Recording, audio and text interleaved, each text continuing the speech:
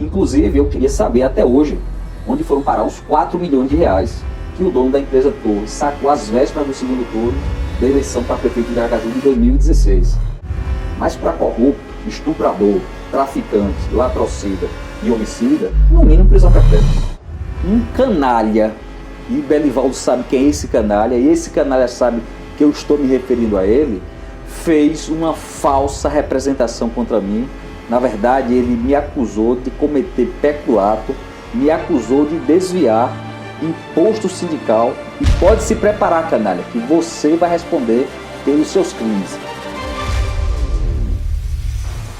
Olá a todos, estamos começando mais um Direita Sergipana News, aqui no nosso YouTube, Direita Sergipana TV. Estou aqui com o Messias Cavalcante e hoje mais um convidado especial, Dr. Paulo Márcio, que é delegado de polícia e pré-candidato à Prefeitura de Aracaju. E ele é nosso convidado de hoje, o qual nós estaremos entrevistando e fazendo perguntas aqui sobre o que ele pretende trazer para a cidade de Aracaju, como pré-candidato, o que é que ele é, o que é que ele pensa, quais são suas ideias. Então, vamos fazer um excelente programa no dia de hoje e contamos aí também com o apoio de vocês que estão se inscrevendo no nosso canal, que estão curtindo. Pedimos que compartilhem, não é isso, Messias? Exatamente, compartilhe aí, não deixe de se inscrever no canal, dá essa força aí ao Direito Sergipana News, Já que o Direito Sergipana News não tem nenhum financiamento público, não tem apoio de nenhum viés partidário ou político, nada disso, Flávio? Então, não deixe também de apoiar o Direito Sergipano no Apoia-se, não é isso, Flávio? Tem um Apoia-se, acesso ao Apoia-se também, nós estaremos deixando aqui na descrição, logo no começo também, no final do vídeo. Estaremos começando agora, nossa entrevista com o delegado Paulo Márcio. Bem-vindo aqui, delegado. Queria que você apresentasse, fizesse essa apresentação, sobre a carreira, a trajetória do senhor, tanto na segurança pública e também na política. Pois não, agradeço a você, Flávio, a Messias Cavalcante pelo convite, ao pessoal aí da Direita Sergipana, pela audiência, pelo apoio. Eu ingressei na Polícia Civil em 2001, tenho 19 anos, completaria o ano que vem 21 anos como delegado de polícia. Já tive a oportunidade de ser superintendente geral da Polícia Civil, o cargo que hoje é conhecido como delegado geral.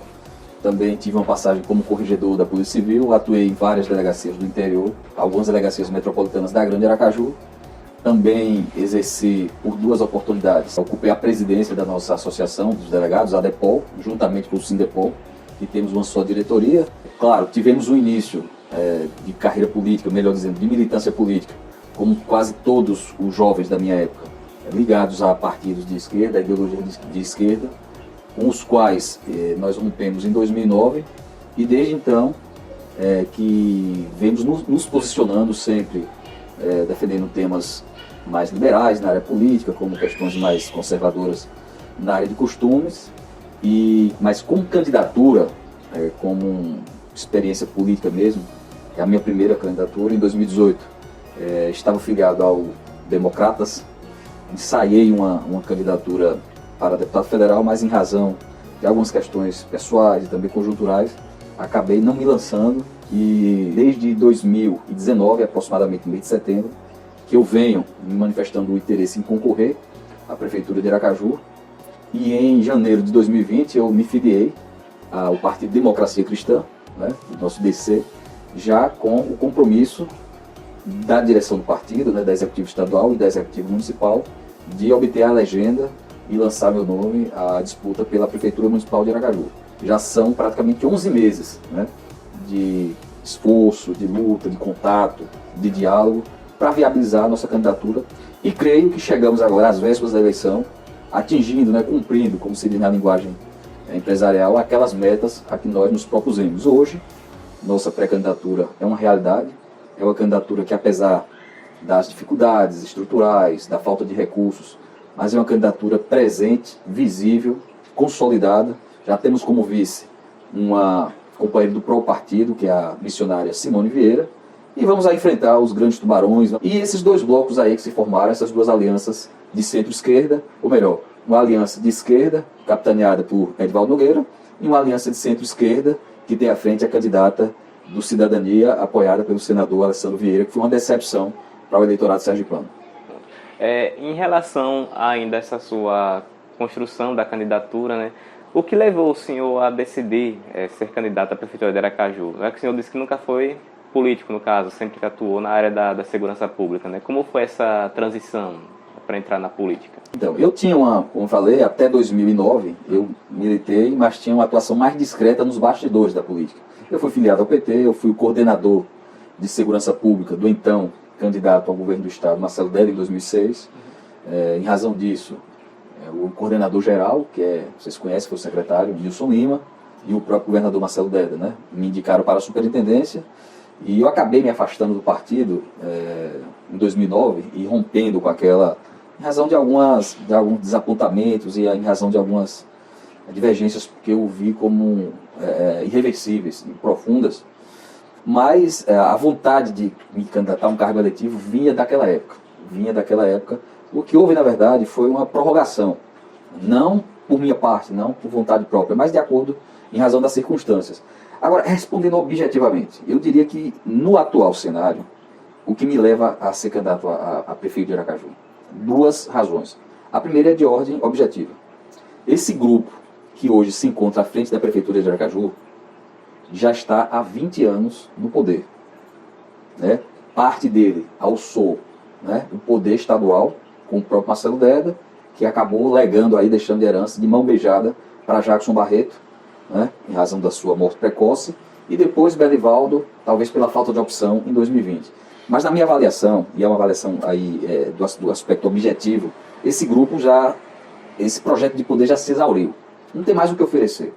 O que eles poderiam trazer de bom, e não existe nenhum governo de direita ou da esquerda que não possa trazer algo de bom, o que eles podiam trazer de bom, já trouxeram lá no início alguma coisa relacionada a SAMU, mas isso aí já tem mais de 10 anos que está estagnado, e esse grupo só vem reproduzindo os mesmos vícios, os mesmos erros, e a mesma falta de compromisso. Você percebe que é um grupo que não se sustenta mais no poder de forma legítima. Ele sempre tem que recorrer ao poderio econômico. Então sempre tem uma grande empreiteira, empresa de ônibus, empresa de coleta de lixo. Né? São essas empresas que se beneficiam de 4 anos de gestão, e quando é na hora de disputar de forma legítima uma eleição com os demais pré-candidatos, esse grupo se vale dos préstimos, né? Dos bons préstimos dessa estrutura de poder, e faz o que todos nós sabemos, né? Coopta as lideranças, os cabos eleitorais, e ganha as eleições de uma forma mais do que suspeita. Inclusive, eu queria saber até hoje onde foram parar os 4 milhões de reais que o dono da empresa Torres sacou às vésperas do segundo turno da eleição para prefeito de Aracaju de 2016. Não foi para pagar funcionário, como ele alegou. Esse processo tramita em segredo de justiça, né, na Justiça Comum Estadual, mas também existe um procedimento na Procuradoria Eleitoral de Sergipe, no Ministério Público Federal. Mas a sociedade sergipana, antes do primeiro turno das eleições de 2020, tem que saber onde foram parar aqueles 4 milhões de reais sacados na boca do caixa. Né? Se não for assim, não há condições. Então essa é a primeira questão de ordem objetiva. Esse grupo já deu o que tinha que dar. Delegado, é até bom o senhor trazer esse tema, porque com o tempo a sociedade aracajuana passa até a esquecer. Foi um assunto polêmico, e como o delegado já falou, aonde estão esses 4 milhões de reais que está envolvido aí nesse grande escândalo aí nessas eleições passadas, né, Flávio? Inclusive, teve uma situação de que no momento de busca e apreensão, o cidadão lá jogou o celular no rio, não foi?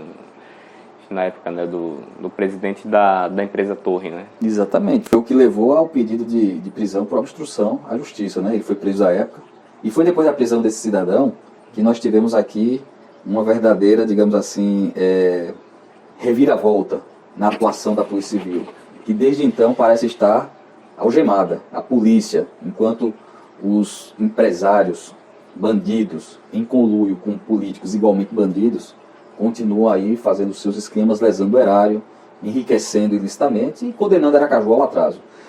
Nesse aspecto, então, afora a questão objetiva, existe a questão também subjetiva. O que é que me leva a querer pleitear? Sem querer ser aqui autoritário, arrogante, nem presunçoso, eu acredito que eu estou entre os mais preparados, dos que se propõem, pelo menos neste momento. Pode ser que venham pessoas aí infinitamente mais preparadas do que eu, mas eu acredito que no atual contexto de renovação, nós estamos falando aí de uma renovação em que nomes como Jackson Barreto, Marcelo Deda, João Alves, Albano Franco E Antônio Carlos Valadares, né, personagens aí, alguns que dominam a cena política há mais de 50 anos, estão se aposentando. Alguns por problemas de saúde, outros porque o povo realmente mandou embora, que é o caso de Jackson e Valadares. E dessas pessoas que pretensamente se colocam aí como candidatos, eu sinceramente não vejo, tento olhar com muita boa vontade, tento olhar com um olhar até imparcial, mas eu não consigo ainda enxergar nos meus adversários estatura e estofo, seja técnico, seja intelectual, né, seja administrativo, para preencher esses espaços deixados por esses medalhões, esses cabeças coroadas da política sergipana. Então, como não existe vácuo de poder, ou seja, uma vez saindo, alguém vai se colocar no lugar. E para que os piores não se coloquem nesses lugares, eu coloco meu nome à disposição. Não estou dizendo que sou moralmente superior, nem intelectualmente mais capacitado do que ninguém. Mas entre os que estão aí, eu, sem nenhuma arrogância, sem nenhuma presunção, me considero o mais preparado para, por exemplo, tocar uma cidade como Aracaju pelos próximos 4 anos. Bom, então aproveitando, né, que o senhor comentou agora sobre esse preparo, o candidato preparado, né, para estar à frente da administração da nossa capital, gostaria que o senhor, certamente o senhor tem rodado a cidade, né, visto os problemas, gostaria que o senhor fizesse um diagnóstico, né, da administração atual, né, da administração de Edivaldo Nogueira, que tem uma série de problemas aí nessas obras eleitoreiras, que pegou recurso lá desde 2018 e segurando para fazer obras agora lá no final da gestão dele, né, para poder ter o capital político, né, para poder se reeleger, a questão do transporte, que tem uma série de dificuldades que estão acontecendo, como a retirada de cobradores. Fizesse um diagnóstico aí, o que é que o senhor está vendo, como o senhor está vendo a gestão atual e os problemas que são mais graves, que devem ser buscados, soluções para resolver na próxima gestão. Muito bem. A gestão atual, eu não diria que ela é medíocre, mas ela é mediana. Ela não é uma gestão totalmente ruim, né?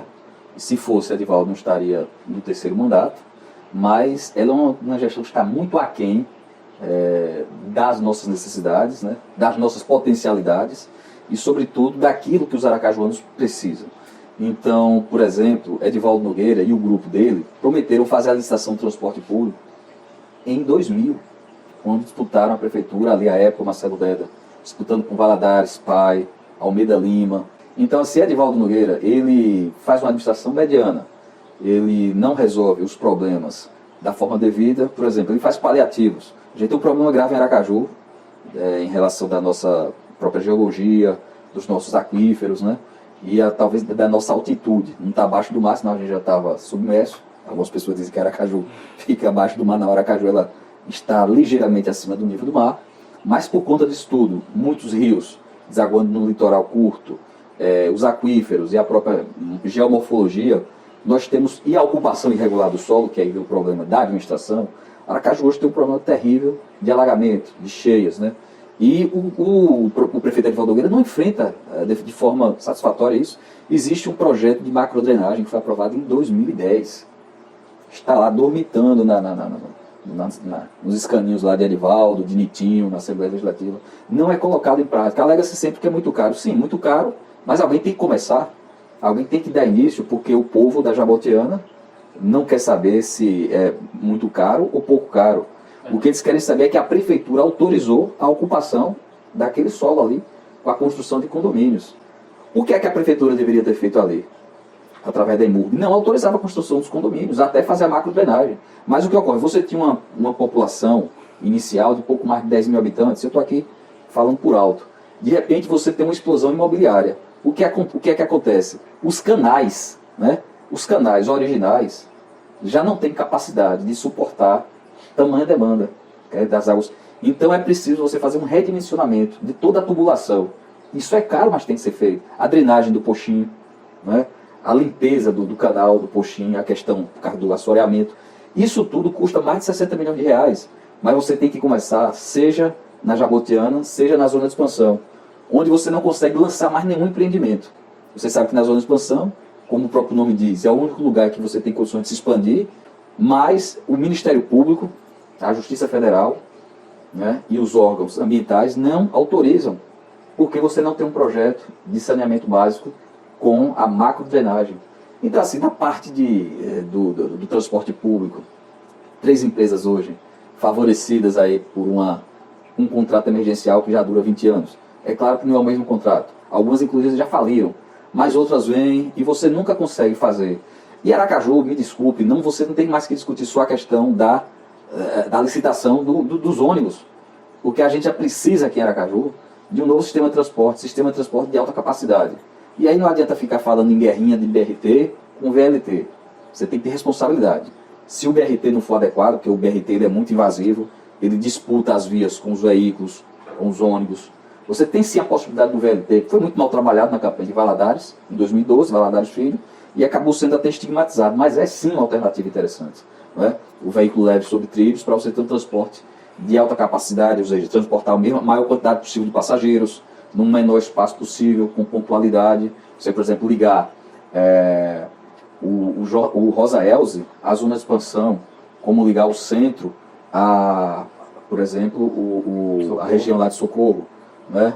Lá como é que a gente chama dos conjuntos habitacionais, Complexo Taiçoca, exatamente, Complexo Taiçoca. Você, pelo menos com 2 eixos estruturantes de transporte de alta capacidade, que sejam alimentados pelos ônibus. Aí sim você diminui as distâncias que os ônibus têm que percorrer, que não se justifica um ônibus sair lá do Complexo Taiçoca para aqui para Aracaju, não precisa. O deslocamento desse ônibus numa administração racional tem que ser até uma estação de VLT ou de BRT, no caso, VLT mais adequado, e que os percursos sejam curtos, né? Porque você economiza tempo, você economiza dinheiro, você emite menos poluentes, mas eles não têm esse compromisso, porque no final das contas é muito, digamos, conveniente manter essas empresas privadas atuando de forma completamente à vontade. Então o VLT faria parte do seu plano de governo, doutor Palmoso? Em termos de estudo, metrô, VLT, BRT, existem hoje outros sistemas aéreos que estão sendo... Os monotrilhos, e aquele que é o contrário, o metrô, ele vem pendurado numa barra, o bonde ou o metrô, né? Ele vem suspenso por uma estrutura, inclusive que aproveitam o curso dos rios e das próprias rodovias para escolher qual o modelo mais adequado, que não precisa ser um modelo só, pode ser visto. Você tem que começar com um estudo de viabilidade econômica, técnica e econômico-financeira. Tem que alguém começar, né? Não pode dizer, é muito caro, eu não vou fazer, porque não vai haver condições de uma região metropolitana de 1 milhão de habitantes, que são 600 mil de Aracaju, mais 400 mil de Socorro, São Cristóvão, Barra, não vai ter condições dessa população se locomover em ônibus e em carros próprios. É inviável. Haja corredor exclusivo para ônibus.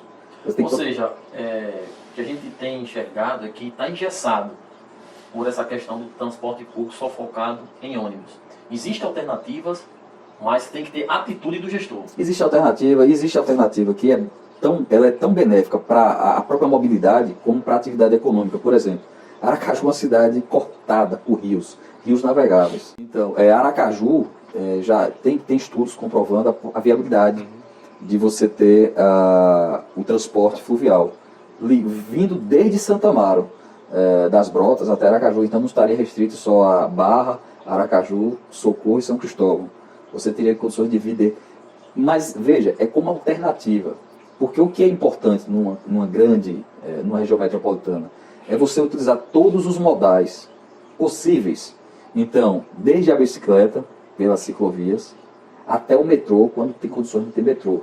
Para ter metrô, você tem que ter uma população altíssima e subsídio do Estado, porque a manutenção do metrô a gente já tem um rombo aqui de 1 bilhão de reais com a Previdência. Se você implantasse o metrô, seriam mais 500 milhões de reais que o Estado ia ter que subsidiar. Então, é economicamente inviável mesmo, o metrô. Agora, então, você tem a questão da mobilidade associada ao turismo e à atividade econômica. Se você fizer uma licitação aqui em Aracaju, você vai atrair as grandes empresas do Pará, do Amazonas, que já estão acostumadas à exploração desse tipo de transporte, com muito know-how e de fácil aplicação. Você fazer aqui os atracadouros, não é difícil, basta você ter vontade.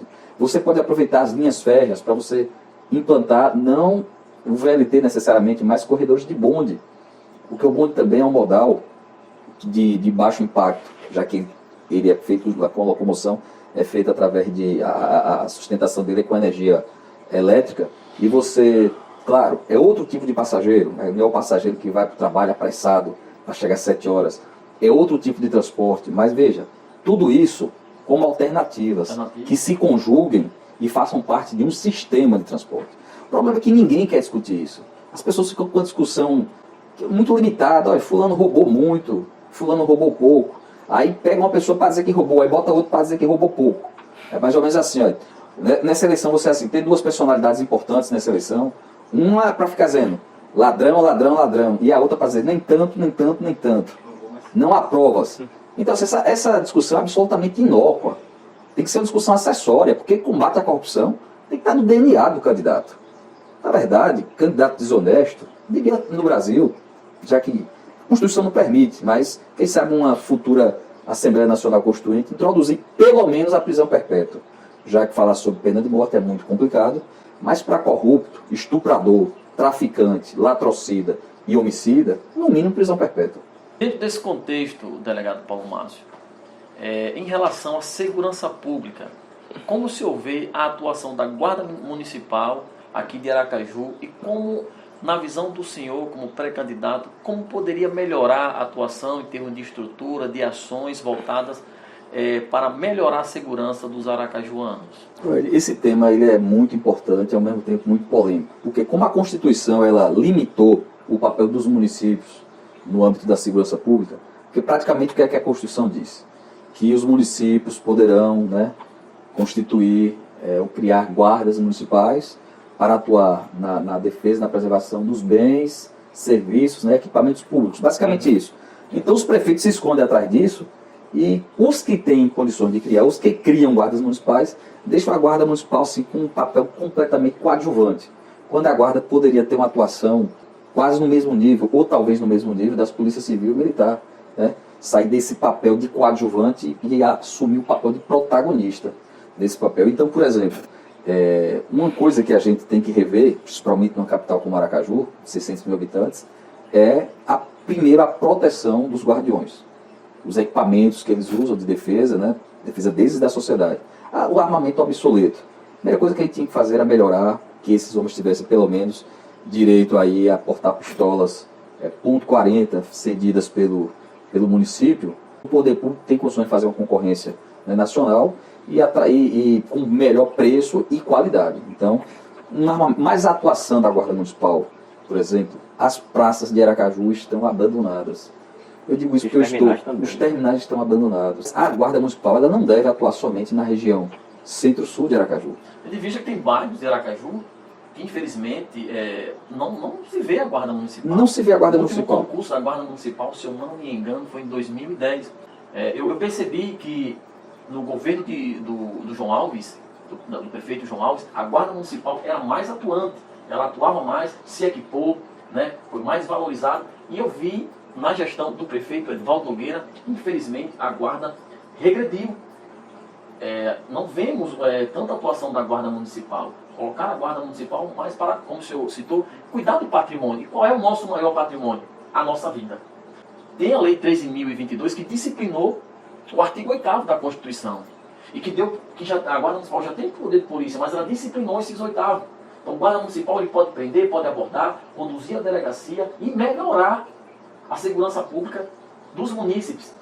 Então, como é que o senhor vê, mais tecnicamente, como é que o senhor vê a questão da atuação anterior, que a gente viu que a Guarda Municipal era mais atuante no governo de João Alves, e com o governo de Edvaldo Nogueira, vimos, de uma certa forma, uma defasagem da Guarda Municipal de Aracaju? Então, o governo de Edvaldo Nogueira tinha por obrigação, né, após a regulamentação do artigo da Constituição, fazer a estruturação da própria Guarda Municipal.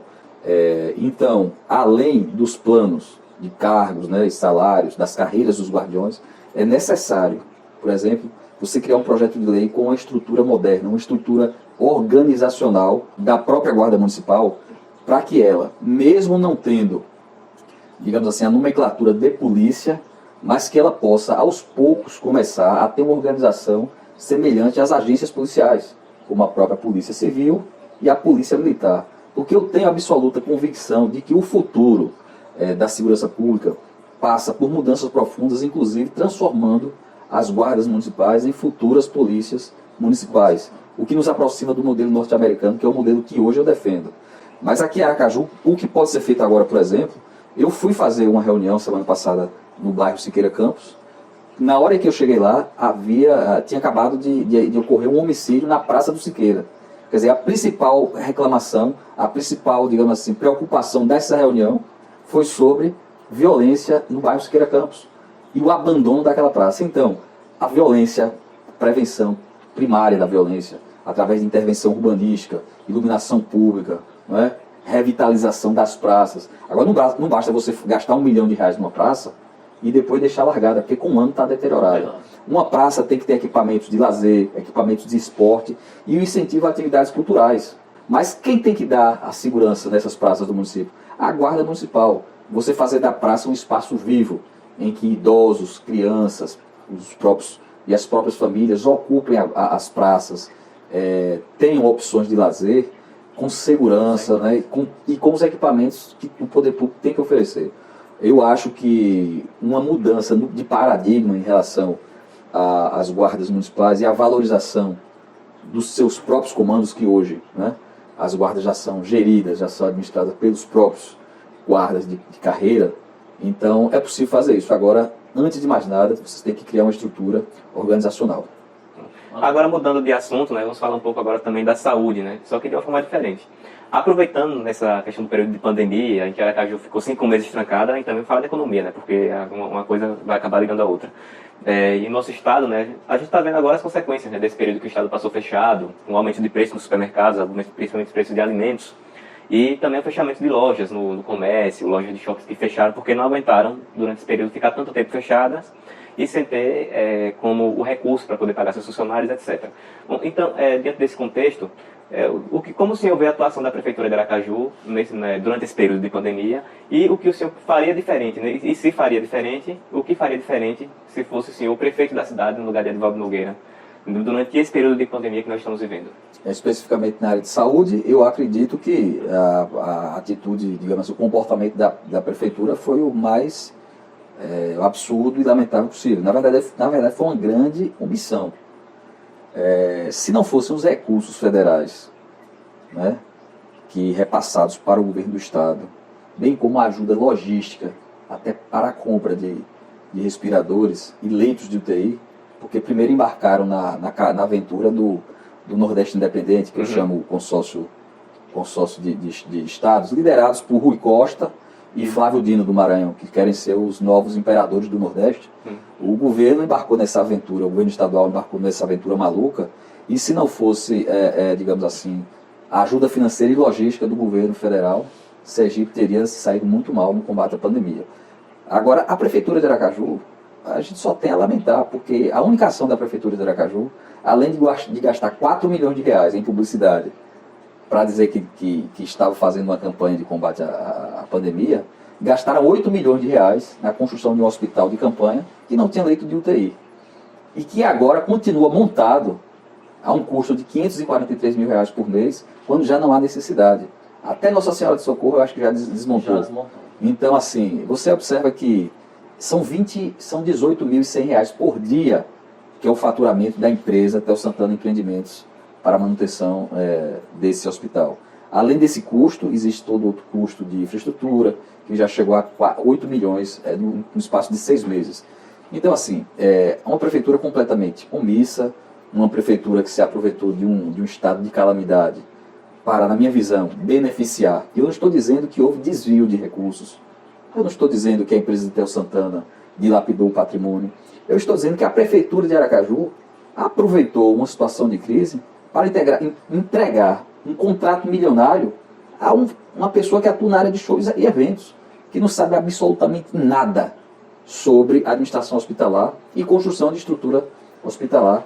Agora, se houve ou não crimes, a Polícia Federal pelo menos já aponta indícios da prática de fraude em licitação, de fraude na execução do projeto, né, de associação criminosa, que é aquele crime previsto no artigo 288 do Código Penal. Antigamente a gente chamava de formação de quadrilha, associação criminosa, né, juntarem, associarem-se 3 ou mais pessoas com o intuito de cometer crimes.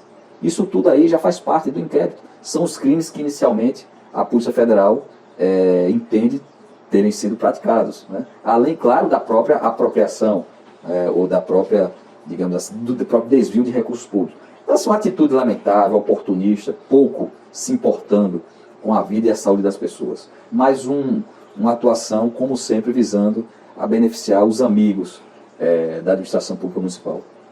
Em relação à parte econômica, o senhor atualiza uma diferente em relação a essa questão do lockdown, né, que o que a gente viu muito, né, que a população viu muito, foi que o prefeito aqui e o governador do estado, eles buscaram seguir basicamente outros locais, especialmente São Paulo, né, aquela questão de antecipação de feriados, também a questão de rodízio, né, que foi cogitado para cá, e outras situações que eles tentaram simplesmente copiar, sem ter nenhum embasamento científico, e sem ter nenhum tipo de comprovação de que aquilo dava certo, e com isso a população ficou 5 meses em casa, trancada, e não teve nenhuma, infelizmente a quantidade de óbitos aqui foi grande, a curva de mortes aqui foi grande, da mesma forma que em locais como Minas, que onde não houve, né, esse fechamento total, né, que houve aqui em Aracaju e em Sergipe. Né. Desde as primeiras entrevistas sobre a pandemia, nos meses de abril, maio, eu sempre defendi que o modelo mais adequado era o modelo do Estado de Minas Gerais, do governo de Minas Gerais, que foi um modelo descentralizado. O governador ele se limitava a emitir normas gerais. Agora, cada município, de acordo com as particularidades, tinha liberdade para flexibilizar, né, ou para, talvez, impor medidas mais rígidas. Mas a gente sabe que em alguns municípios somente atividades de ensino, atividades religiosas, sofreram limitação. O comércio não. As pessoas, desde que usassem máscaras e fizessem cumprissem os protocolos normais de vigilância sanitária, podiam frequentar qualquer ambiente. Até churrascarias, rodízio, a gente cansou de ver. Então me parece ser o modelo mais adequado, porque ou a gente vai ter que, ou a gente aprende a conviver, ou a economia vai colapsar mesmo. E não adianta reclamar depois de preço de carne, de preço de arroz, mas é isso, melhorar a produção de vacinas e adotar modelos assim com maior flexibilização, como o modelo de Hong Kong, em que as pessoas continuam a desenvolver as atividades econômicas, né, essenciais e não essenciais, agora adotando protocolos rígidos, né, sanitários. E, por exemplo, Sergipe falhou muito porque, como não tinha talvez um corpo técnico altamente capacitado para tomar medidas, digamos assim, próprias, acabou imitando o modelo de São Paulo, acabou imitando o modelo da Bahia, e não deu muito certo. Uma prova cabal dessa falta de inteligência, de planejamento, foi o último feriadão. Quer dizer, porque o prefeito estabeleceu que as segundas-feiras as atividades de bares e restaurantes têm que fechar para fazer a higienização, no dia 7 de setembro, uma segunda-feira, ele determinou o fechamento dos bares. As praias lotadas de turistas e os bares e restaurantes fechados. Na terça-feira, dia 8, ele permitiu a abertura depois de os comerciantes amargarem um grave prejuízo. Então a gente percebe que para lidar com esses problemas inusitados, se forem essas mesmas mentes limitadas, Aracaju vai continuar padecendo, vai continuar sofrendo, e assim um sofrimento quase que eterno. Tão limitadas, né, porque uma coisa lógica que aconteceu no município de Minas Gerais, inclusive, que foi a flexibilização do horário estendido, no caso, o comércio poder abrir no horário que fosse além, né, do horário comercial, das 8 até as 20 horas, até as 22 horas. Aqui em Sergipe fizeram o contrário, né, foi restringir, apertar o horário, para os shoppings fechar às 20 horas e, consequentemente, você aumenta a aglomeração, já que o espaço de abertura está menor. E mais aproveitando isso aí, né, que é uma coisa importante, quem falou primeiro sobre essa questão de flexibilização, de que tem que se preocupar com vidas e com economia, foi o próprio presidente Bolsonaro, né? E já finalizando, aqui caminhando para o final da nossa entrevista, né, perguntar o alinhamento que o senhor tem com o presidente, em questão de valores, questão de ideias, como se o senhor tem esse alinhamento e em que aspectos com o presidente e com o governo Bolsonaro. Exato, eu não era afiliado ao PSL, o antigo partido de Bolsonaro, e também não faço parte do movimento de criação da aliança. Né? Eu estou filiado à Democracia Cristã, nosso DC, partido presidido nacionalmente com Emael, mas tenho sim algum alinhamento ideológico com o presidente Bolsonaro, com as diretrizes do governo, e inclusive em 2018, eu votei em Bolsonaro no primeiro e no segundo turno da eleição. Confesso que não seria o meu candidato inicial. Eu entendia que naquele momento Bolsonaro era o candidato mais forte, né, mais apto a chegar no segundo turno para enfrentar Fernando Haddad. Que a gente sabia que a candidatura de Lula sempre foi uma farsa. Lula preso, mas sabia que o PT tinha potencial para ultrapassar Ciro Gomes. O candidato do PT, qualquer que fosse, tinha potencial para ultrapassar o candidato do Ciro Gomes, do PDT, e chegar ao segundo turno.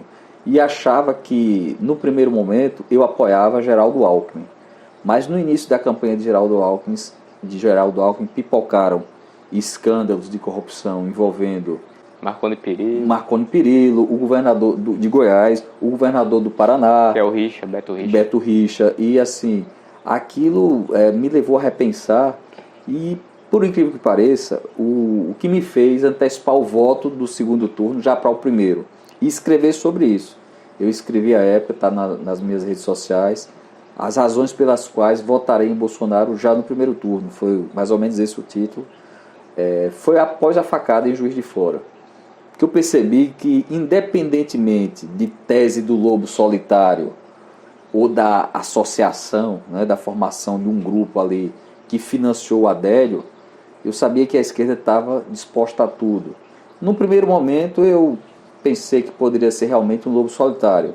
Com a chegada daquela banca milionária de advogados e que, com todos os segredos e as relações, as idas de Adélio ao Congresso Nacional, o relacionamento de Adélio, salvo engano, com políticos ligados ao PSOL, tudo aquilo me fez ver que Adélio não é lobo solitário. Adélio está longe de sofrer algum tipo de esquizofrenia. Na realidade, ele foi um instrumento utilizado e aqueceu, concordou, cumpriu o papel dele.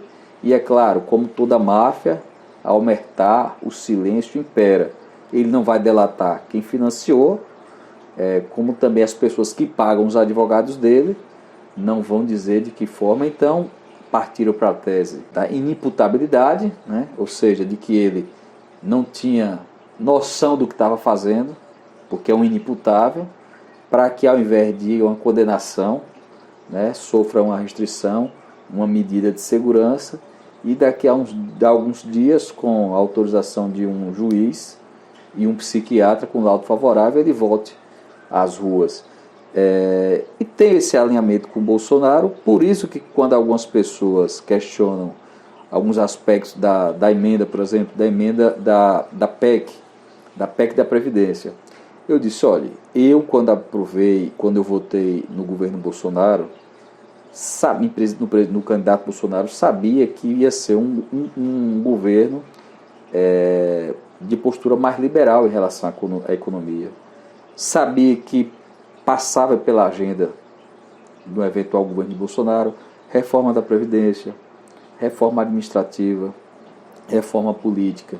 Então, eu não tenho como me opor a essas, porque eu votei sabendo que essas medidas viriam.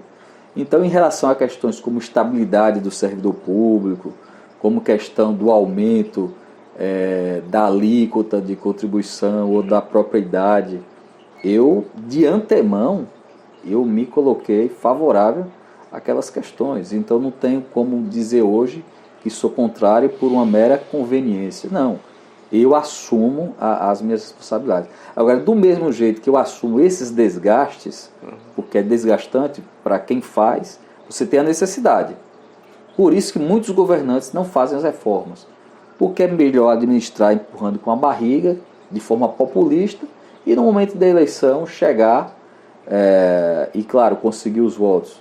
Mas se você não atingir, se você não enfrentar esses problemas chamados gargalos, e você não vai conseguir fazer com que o Brasil suba, avance. Mas eu acho que, por exemplo, na área de Secretaria de Pesca, uma pessoa que é pouco falada, mas um trabalho fantástico que esse rapaz está fazendo.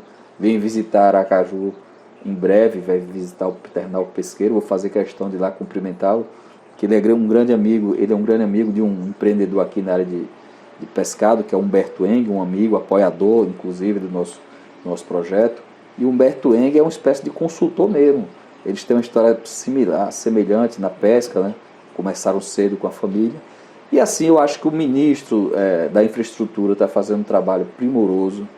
Eu acredito que é uma pessoa muito bem intencionada, muito competente. Creio que deveremos avançar. Não tenho preocupação em relação a estatais. Se for interessante para o governo privatizar, porque o que é importante, eu gosto de citar a frase de não era republicano, para você ver, era um governador democrata, Mário Cuomo. Ele é até pai do atual governador do estado de Nova York, né?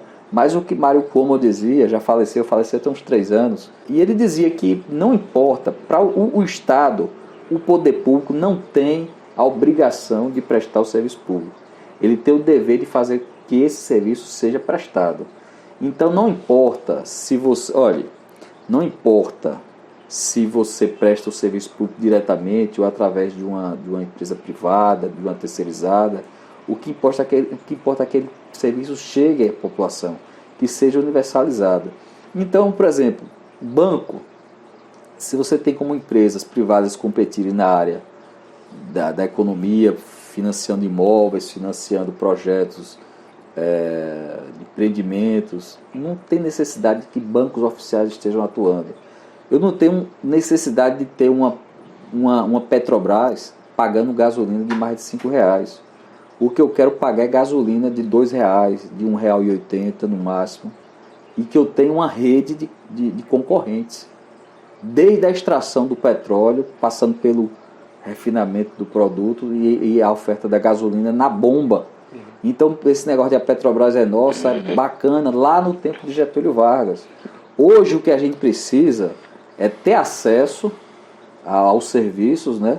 E acesso também a esses, digamos assim, a esses recursos que o Estado pode prestar diretamente ou pode fornecer através de empresas privadas, através de uma privatização. Então, eu apoio esse modelo de gestão. Eu acho importante, eu acho que o Estado tem que cuidar mesmo de questões como saúde, como segurança pública, como educação, e mesmo na educação, eu entendo que há muito espaço para você trabalhar com privatização, porque, por exemplo, eu acredito que se você conseguir, através de uma terceirização de parte da educação, oferecer um ensino de alta qualidade, é melhor do que você ficar investindo dinheiro no serviço, na rede pública de ensino, sem ter o retorno. Então isso tudo é para a gente tem que começar a repensar o Brasil, repensar Sergipe, Aracaju, largar esses tabus e começar a discutir o que é melhor. Estabilidade do servidor público.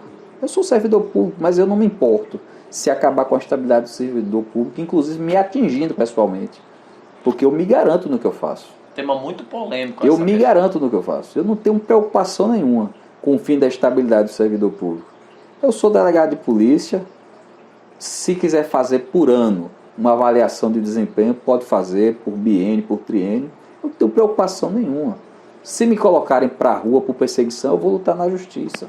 Agora, a gente não pode usar a estabilidade do servidor público como, digamos assim, uma desculpa para você não promover uma revolução, né, na atuação do Estado, no fornecimento, por exemplo, desses serviços essenciais. Eu acho que a gente tem que começar a flexibilizar. Eu digo mais, os regimes próprios de previdência vão acabar. Eu acho que a gente tem que defender com unhas e dentes o que está aí. O Instituto Sergipano Municipal de Previdência, o que Edivaldo fez errado, deu calote, não vai passar a contribuição patronal. Mas no futuro não vai ter diferença entre previdência, regime geral de previdência e regime próprio. Vão ser uma coisa só. Quem quiser ter uma previdência acima do teto, vai para a privada. Vai para a privada, através de um banco qualquer de preferência, um banco privado.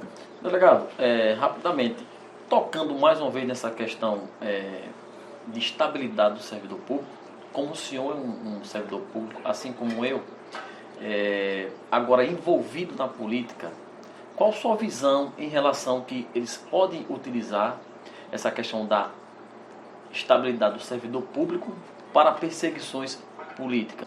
Eu já sou perseguido com estabilidade, sem estabilidade. E assim, nunca usei desse mote para me promover, nem coisa que o valha, mas eu já respondi a processos administrativos inúmeros, já tomei suspensão, já tive parte do meu salário descontado. Tudo porque eu fiz denúncias, inclusive denúncias ao governador Belivaldo Chagas, num grupo do qual ele fazia parte, de que estavam usando de forma indevida os recursos destinados ao pagamento dos plantões, né? E em retaliação, um canalha, e Belivaldo sabe quem é esse canalha, e esse canalha sabe que eu estou me referindo a ele, fez uma falsa representação contra mim. Na verdade, ele me acusou de cometer peculato, me acusou de desviar imposto sindical do Sindicato dos Delegados, quando na realidade nunca houve o desvio, a malversação de 1 centavo sequer. Tanto que a Corregedoria da Polícia Civil pediu arquivamento e o Ministério Público pediu o arquivamento do processo. Agora, esse canalha, ele sabe que ele está sujeito a responder uma denunciação caluniosa por conta desse crime, por conta dessa patifaria que ele fez, patrocinada pela Secretaria de Segurança e pelo Governo do Estado. E pode se preparar, canalha, que você vai responder pelos seus crimes. Sejam os crimes no âmbito administrativo, sejam os crimes praticados no âmbito criminal. Partindo para a conclusão, né, do nosso programa, pedir para o senhor fazer as considerações finais, dar um recado aí, especialmente para o nosso público, né, o pessoal do direito, o pessoal que acompanha nossas páginas, nossas redes sociais, e o eleitor de Bolsonaro, né, para o senhor dar esse recado final e dizer por que as pessoas devem confiar nesse nova proposta que o senhor está trazendo aí como pré-candidato à Prefeitura de Aracaju. Eu queria falar especialmente com o eleitor de Bolsonaro. Eu estou vendo muita gente aí se arvorando como candidato de Bolsonaro, se autodeclarando como bolsonaristas, quando na verdade não são verdadeiros oportunistas. Eu diria, sem medo de errar, que das pessoas que falaram, que pretendem inclusive concorrer ao cargo de prefeito de Aracaju, João Tarantella é o único bolsonarista, mas me parece que não será pré-candidato. Os outros são apenas oportunistas. Eu, por exemplo, eu votei em Bolsonaro em 2018, mas não sou bolsonarista. Se hoje tivesse eleição, o meu candidato era José Maria Imael, presidente nacional do nosso partido. Isso não me impede de me apresentar como um candidato conservador, como um candidato do campo da direita, que já teve sim uma militância na esquerda, mas rompeu com a esquerda em 2009. Eu não posso estar votando em Lula, em Rogério Carvalho, em Belivaldo numa eleição e na próxima jurar amor a Bolsonaro. Eu não posso votar em Bolsonaro numa eleição e na próxima estar jurando amor a Ciro Gomes ou ao candidato da vez. Isso é oportunismo. Isso é oportunismo. Eu respeito os bolsonaristas. Eu acredito que 80% das pessoas que declaram apoio à minha pré-candidatura são bolsonaristas. E eles me respeitam exatamente por essa minha posição. Eles sabem que eu não sou um bolsonarista de carteirinha, mas tenho um alinhamento com o presidente Bolsonaro, com o governo do presidente Bolsonaro, e não estou me valendo desse momento de eleições para criar uma falsa identidade com o presidente Jair Bolsonaro. Então eu digo a vocês que continuem firmes nos seus propósitos, podem repelir, né, essas candidaturas, esses farsantes, escolham quem vocês quiserem de acordo com a sua consciência, porque esse eleitorado conservador e de direita não tem dono. É um eleitorado independente, é um eleitorado consciente e que vai continuar fazendo suas escolhas de acordo com o que for melhor para Aracaju. Mas tenho absoluta certeza de uma coisa, que as mesmas convicções, a mesma firmeza, né, e os mesmos princípios que vocês encontram hoje no governo federal, vocês vão encontrar aqui, que eu sou uma pessoa de posição, uma pessoa de firmeza e, sobretudo, uma pessoa de respeito e gratidão. Bom, com isso a gente encerra mais um Direita Sergipana News. Esse foi o delegado Paulo Márcio, pré-candidato a prefeito de Aracaju. E não esqueçam, se inscreva no nosso canal, ative o sininho para receber as notificações e fique ligadinho no Direita Sergipana. Muito obrigado, delegado Paulo Márcio, Flávio Oliveira, aqui Messias Cavalcante. Até mais. Valeu! Até semana que vem. Valeu!